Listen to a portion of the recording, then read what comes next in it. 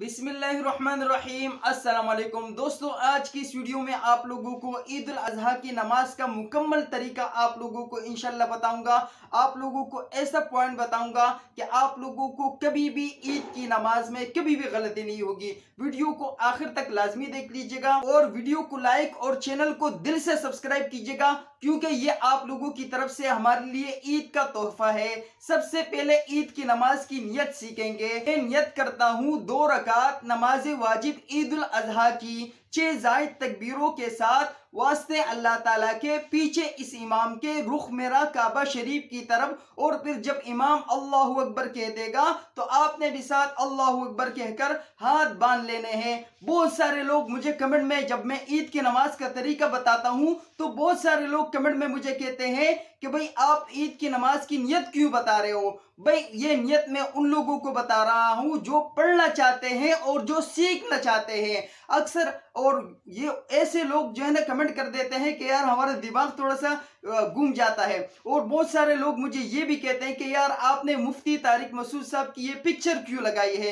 तो भाई सबसे पहले मैं आपको दोनों बातों का जवाब भी इस वीडियो में दे देता हूं। सबसे पहले मैं आपको ये बता देता हूं कि मुफ्ती तारिक मसूद साहब मेरे उस्ताद हैं, और दूसरी बात यह है कि मुफ्ती तारिक मसूद साहब ने अपनी फोटो के अलावा बल्कि अपनी वीडियोस की भी इजाजत दी हुई है कि कोई भी इसको अच्छे मकसद के लिए इस्तेमाल करना चाहे तो मुफ्ती तारिक मसूद साहब की तरफ से उसको इजाजत है। तो भाई मैं अच्छे मकसद के लिए ही इस्तेमाल कर रहा हूं। और दूसरा ये कि जो लोग कहते हैं कि भाई ईद की नमाज की नियत नहीं होती या ये नहीं, भाई नियत होती है। आप दिल में भी इरादा कर लो कि भाई मैं ईद की नमाज अदा करना चाह रहा हूं, तब भी नमाज हो जाएगी। ये मैं सिर्फ उन लोगों को बता रहा हूं जो लोग सीखना चाहते हैं। दूसरा ये कि यार अगर आप इतने बड़े आलिम हो ना, इतने बड़े आप मुफ्ती और वजी हो ना, तो फिर आपने इस वीडियो पे क्लिक क्यों किया है? क्योंकि इस पे मैंने सीधे सीधे लिखा है कि ईद की नमाज का तरीका, कोई और तो मैंने कुछ नहीं लिखा ना।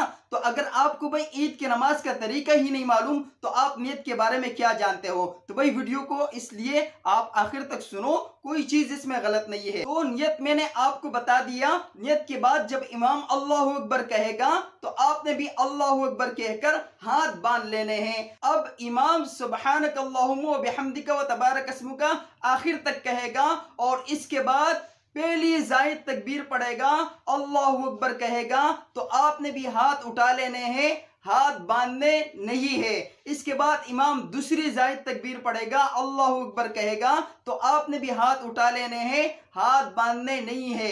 इसके बाद इमाम तीसरी जायद तकबीर पड़ेगा, हाथ उठाएगा, आपने भी हाथ उठा लेने हैं, अब आपने हाथ बांध लेने हैं। इसके बाद इमाम सूरह फातिहा पढ़ेगा, सूरह फातिहा के बाद इसके साथ सूरत मिलाएगा, सूरत मिलाने के बाद रुकू में जाएगा, रुकू में जाने के बाद सिजदे करेगा। जिस तरीके से नमाज में हम लोग करते हैं, तो इस तरीके से एक रकात कंप्लीट हो जाएगी। अब इमाम दूसरी रकात के लिए उठेगा, दूसरी रकात के लिए जैसे ही उठ जाएगा इमाम सूरह फातिहा पढ़ेगा, सूरह फातिहा के बाद इसके साथ सूरत मिलाएगा। तो अब सूरत कंप्लीट करने के बाद इमाम चौथी जायद तकबीर पढ़ेगा, तो आपने भी हाथ उठा लेने हैं, हाथ बांधने नहीं है। इसके बाद इमाम पांचवी जायद तकबीर पढ़ेगा, तो आपने भी हाथ उठा लेने हैं, हाथ बांधने नहीं है। इसके बाद इमाम छठी जायद तकबीर पढ़ेगा, तो आपने भी हाथ उठा लेने हैं, हाथ बांधने नहीं है। इसके बाद इमाम एक और तकबीर पढ़ेगा जो जायद तकबीर नहीं होगी, जो रुकू में जाने के लिए होगी, तो आप रुकू में चले जाइएगा। फिर उसके बाद 2 सिजदे हैं और उसके बाद सलाम है। यह हो गया ईद की नमाज का तरीका। अब मैं आपको मुख्तसरन एक पॉइंट बता देता हूं जिससे इंशाल्लाह आप लोगों को कभी भी ईद की नमाज में कोई भी गलती नहीं होगी। ईद की नमाज में पहली रकात में सूरह फातिहा से पहले 3 जायद तकबीरें हैं, जबकि दूसरी रकात में सूरह फातिहा और सूरत पढ़ने के बाद 3 जायद तकबीरें हैं रुकू में जाने से पहले। ये बात आप जहन में रखें, इंशाल्लाह आपसे ईद की नमाज में कभी भी कोई गलती नहीं होगी।